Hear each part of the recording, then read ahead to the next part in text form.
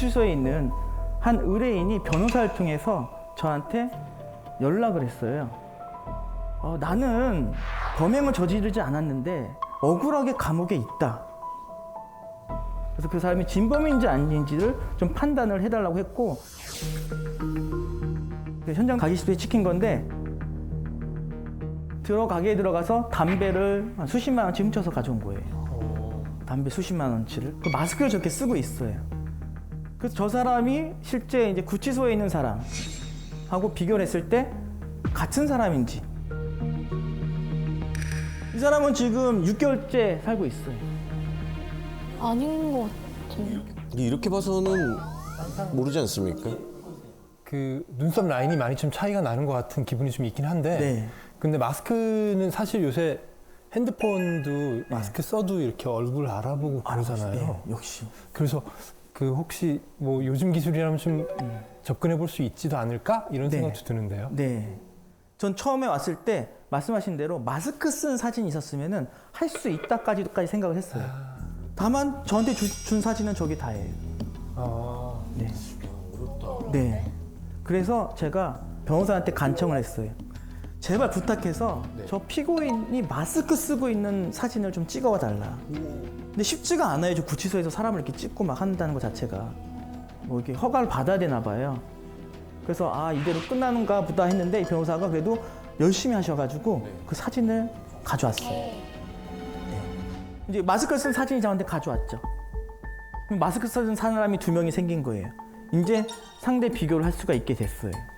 그래서 이거는 이제 화질 개선을 본격적으로 화질 개선 작업이 들어갔습니다. 저 노이즈들이 많죠.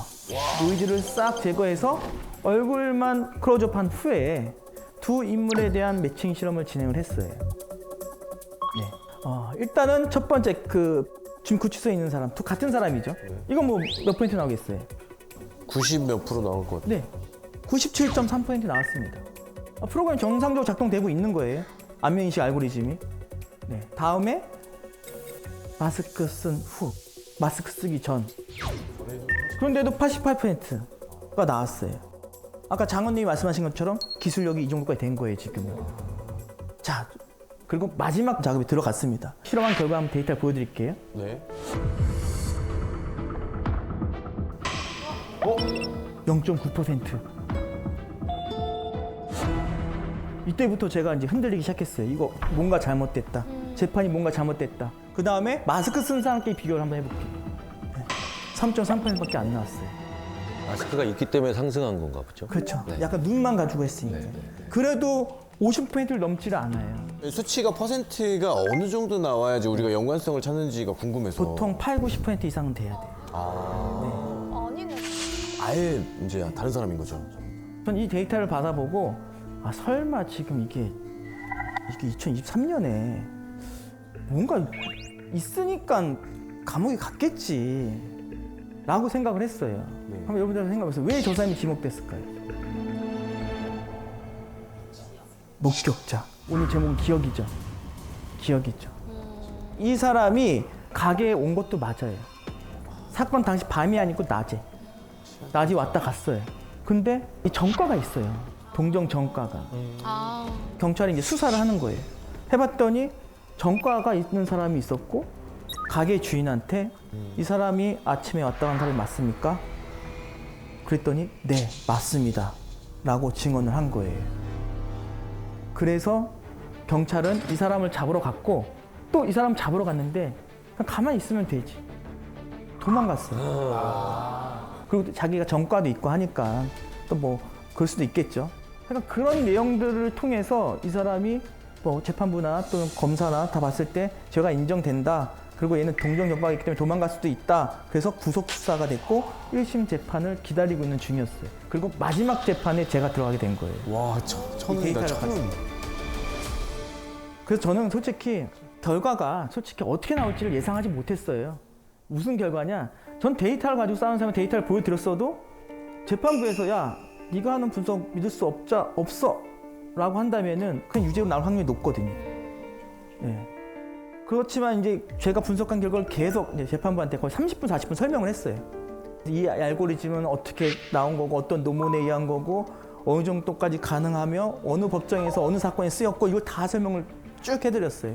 그리고 나서 변호인이 목격자한테 질문을 했어요.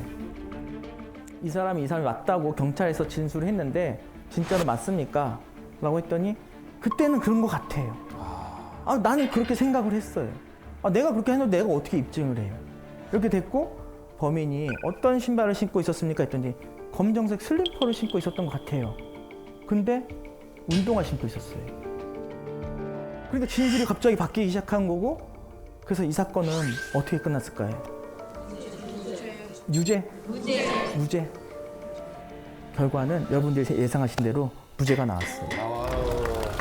진짜 큰일 하셨네요. 진짜 한 명을 살리셨네. 이게 여러분들 가족이라고 생각해 보세요. 와, 나 눈물 날 것 같아요, 진짜. 평생 잊지 못하는 사건이 되는 네, 거예요. 네.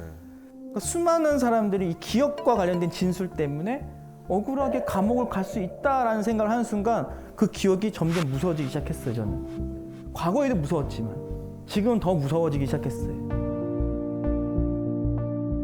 황 박사님은 기록을 연구하시고 저는 진짜 기억을 연구하잖아요. 기억에 관련된 인지심리학자들의 명언이 되게 많아요. 그러니까 인간은 대상을 기억하는 게 아니라 이해한 것을 기억한다고 생각합니다. 뭐 이런 말도 있고, 인간에게 있어서 가장 기억에 있어서 믿을 수 없는 것은 생생한 기억이다. 뭐 이런 것들도 있고, 네. 뭐 그래서 맛없는 걸 먹어놓고도 그 제품을 맛있게 광고하는 그 광고를 보면서 내가 맛있는 거 먹었구나 라고 착각하는 경우도 있고요. 네네. 그래서 과거에 특히 그 생생한 기억들만큼 오류나 편집이 많은 것들이 없다.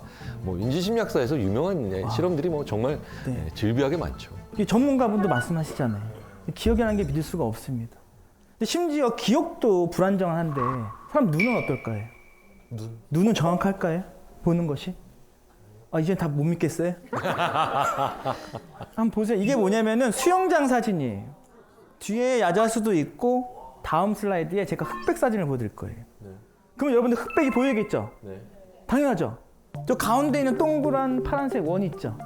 저기를 한번 집중해서 계속 보세요. 5, 4, 3, 2, 1, 땡. 나 방금. 우와, 진짜 깜짝 놀랐다. 물속이 에메랄드로 보여요. 확 나와서 에메랄드. 우와. 이건 뭐 CG 합성 아닙니다. 그냥 흑백만 보여드리는 거예요. 앞뒤로 한번 보여줘 보세요.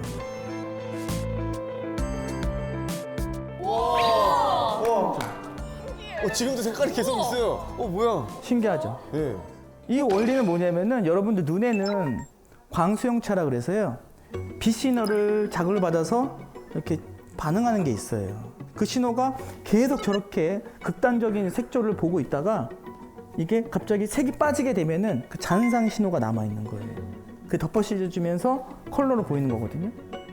우리 눈도 믿을 수가 없어요, 솔직히. 저 의뢰인들 가끔가다 오면은 사진 보면서 저 UFO가 보여요. 이쪽 한 명씩 여기 귀신이 보여요, 여러분. 너무 많죠. 심령사진. 네. 그래서 사람이 눈 자체도 이렇게 믿을 수 없다 보니까 우리 인류 역사상 가장 훌륭한 발명품이 개발이 돼요. 과거를 기록하고 빛을 기록할 수 있는 장비. 사진. 사진은 사람의 기억과 눈도 아닌 그대로 빛을 담는 장비예요. 사진이 등장을 하게 되죠. 제가 그 사진이 등장하기 전에 있었던 회화를 하나 보여드릴 텐데 이 그림을 보게 되면 여러분들 뭐가 특이한 게 좀 있나요? 말이 어때요? 다 꽁충꽁충 뛰고 있죠. 예전에는 말이 굉장히 빠르게 고속 질주를 하고 있으면 사람 눈으로 봤을 때는 나는 것처럼 보이는 거예요. 그러니까 사람들이 그림을 그릴 때도 저런 그림밖에 그릴 수밖에 없었던 거예요. 근데 시간이 지나서 사진이 발명되고 에드워드 머리 리치가 움직이는 말이라고 해서 총 12장의 연속 사진을 찍게 돼요. 이게 최초의 동영상이라고 보시면 돼요. 예. 여기 보시면 어때요, 말이? 네 발을 딛고 뛰어요. 실제로는 두 발 껑충 뛰는 게 아니고. 신기하죠? 근데 지금은 이제 뭐 초고속 카메라도 나오고 뭐 더 고해상도 카메라 나오니까 총알까지도 다 찍어내죠. 뭐 번개 치는 것까지도 찍어나고. 여기 계신 분들 사진 많이 찍죠? 네. 제가 볼 때는 뭐 저는 사진만 지금 찍어놓은 거에도 한 수만 장이 되는 것 같은데 여러분 사진을 찍으면은 유정 씨도 사진 찍잖아요. 네. 그냥 찍고 딱 저장만 하는 거 아니죠? 수정하죠.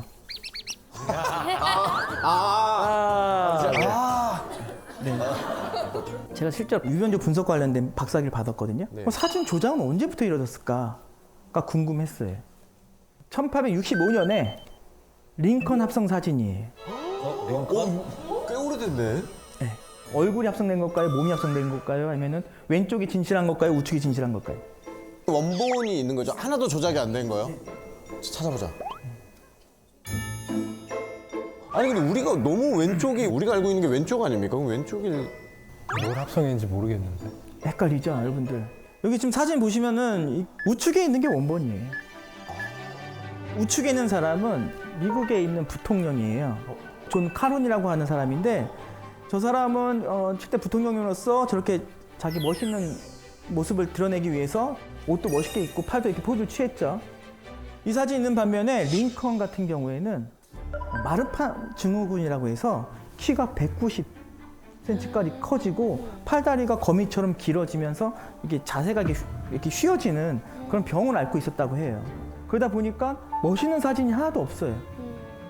근데 링컨 대통령이 사망하고 나서 누군가가 이거를 합성을 해서 멋있게 만들자라고 해서 $5짜리 지폐에 있는 그 얼굴을 존 카론의 몸을 그대로 가져다가 얼굴만 따다가 합성을 한 거예요.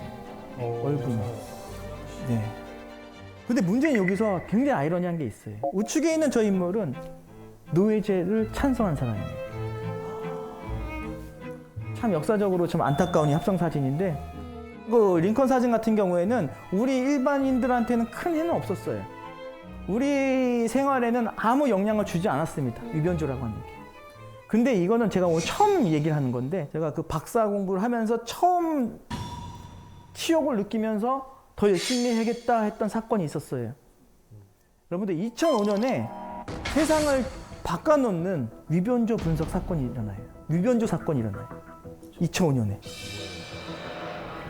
2005년? 네, 저하고 같은 일에 성을 쓰고 있어요. 전 세계가 깜짝 놀랍니다. 네이처지에 논문을 조작해서 낸다? 상상도 할 수 없었던 일이에요. 근데 황우석 사태가 2005년에 있었고 제가 2009년에 박사 공부를 하면서 저도 박사 공부를 하면 레퍼런스가 있어야 되고 논문들을 다운받아서 봐야 되거든요. 쭉 계속 보면은 논문 서론에 항상 황우석 이름이 등장돼요. 이 연구가 시작된 계기는 사우스코리아에 있는 황우석 교수가 논문을 조작했기 때문이다라고 해서 이 사람이 헨리 파리드라고 하는 미국에서 이 위변조 분석 쪽으로 굉장히 유명한 사람이에요. 근데 이분이 논문에 항상 저렇게 쓰니까 그 밑에 위변조를 분석하는 사람들도 다 황우석 때문에 이 연구가 시작됐다면서 위변조 분석 기법이 개발되기 시작을 했어요. 그래서 제가 위변조 공부하면서 너무 창피했어요. 여기 보시면 알겠지만 저기 뭐가 좀 이상한 게 보이지 않아요? 같은 형상들이 중첩되어 있죠. 네. 근데 저기 샘플링한 인덱스 번호는 다 달라요. 날짜도 다르고. 그러니까 같은 걸 찍어놓고 여러 개로 이렇게 편집을 해놓은 거예요. 잘라서, 오려서. 그래서 논문도 취소됐습니다, 실제로. 그러고 나서 이와 똑같은 사건이 또 생기는 거예요. 계속 사진 위변조와 관련된 것들이. 대한피부과의사협회에서 저한테 문신 사진들을 쭉 보내줬어요. 어느 한 의사가 자기가 개발한 지우는 시술을 하게 되면은 감쪽같이 지워진다. 네, 너무 깨끗하게 지워. 근데 여러분들 실제로 의사분들이 말씀하신 건 뭐냐면은 문신이 있는 걸 지우려면은 한참 걸려요. 여러 번 계속해야 돼요. 색소를 다 빼려면은. 근데 이 사람은 자기가 개발한 거로 하게 되면 이렇게 지워진다 하고 논문도 냈고 또 광고도 냈어요. 이 의사협회에서는 야 이거 좀 이상하다. 설마 하고선 저한테 이 사진들 다 보내줘서 위변조 됐는지를 봐달라고 했어요. 위변조 된 것 같아요? 그냥 저기 우리가 봤을 때 오른쪽 사진이 문신하기 전에 그냥 미리 찍어놓고 자기 팔. 예. 그다음 왼쪽은 그냥 문신하고 해서 순서 바꿔서. 반대팔 아니에요? 반대팔? 저 점이 똑같잖아. 그러네. 점. 오, 점이. 저는 보자마자 이랬어요. 이런 식. 아, 이건 너무 가까이 찍었어요? 너무 멀리 찍고? 차가 없는 사진이에요. 같은 사진 두 개예요. 보세요. 어깨 저기 왼쪽에 옷 주름 보세요. 옆구리 밑에 부분도 주름 보세요. 오, 주름 똑같죠? 그럴 수가 없죠. 그렇죠. 문신을 지우고 다시 팔을 걷어올린다고 한들 저 주름까지 똑같이 표현. 그렇죠. 확률상 데이터를 열어보니까 포토샵을 썼다라고 나왔어요. 근데 이렇게만 하더라도 법정에 가면은 때를 쓴다고 할게요. 때를 써요. 무슨 때냐? 아니 저렇게 주름 같이 생길 수도 있죠. 포토샵 쓸 수도 있죠. 잘라내기 위해서. 아 그래요? 그러면은 이걸 보여드리겠습니다 하면서 유변조 검출 맵을 통해서 분석을 해보면은 리터칭한 부분이 저렇게 검출이 되는 거예요. 대박. 이렇게 되면 뭐라고 할 거예요? 더 이상 할 말이 없어요. 아니 정말 이렇게 그 위변조를 하는 것도 진짜 너무 신기한데 이걸 잡아내는 프로그램 같은 거는 대체 누가 만드는 겁니까? 저뿐만 아니고 다 만드는데 지금 여기 나왔던 검출맵은 제가 만든 거예요.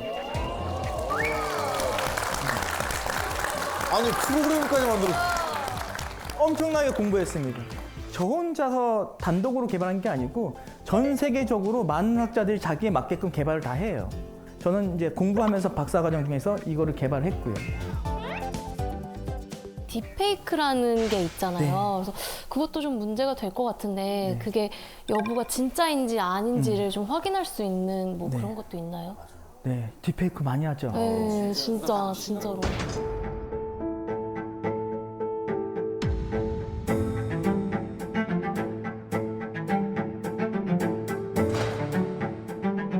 성범죄에도 이용이 되고요.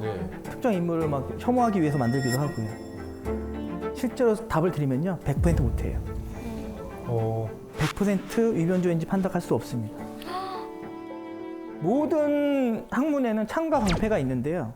뭔가 공격해오면 그걸 방어할 수 있는 연구들이 개발이 되잖아요. 바이러스가 나오면 백신을 개발하듯이 지금 시점에는 딥페이크가 나온 지가 얼마 되지 않았어요. 지금 그래서 수많은 학자들이 연구를 계속 하고 있거든요. 검출할 수 있는 알고리즘들을. 근데 그걸가 나오기 전까지는 해결할 수가 없어요. 그래서 저는 이렇게 얘기해요. 그래서 인터넷에 있는 사진들, 뭐 블로그에 있는 사진들, 인스타그램에 있는 사진들 다 믿지 말아라. 다 조작이 가능하다. 심지어는 인공지능이 막 합성하잖아요. 지금은 얼굴을 딴다든지 몸매를 줄인다든지 했는데 이제 인공지능은 아예 없는 세상을 새로 만들어버려요. 그런 시대가 왔기 때문에 최초의 빛을 기록하는 이 장비가 진실을 왜곡하는 장비가 돼버린 거예요. 그러다 보니까 어떻게 될까요? 기록과 기억하고 싸워야 되는데 기록이 점점 신뢰도를 잃기 시작하는 거예요. 그러면서 사람들 기억이 더 우위에 서기 시작하는 거죠. 굉장히 무서워지기 시작하죠.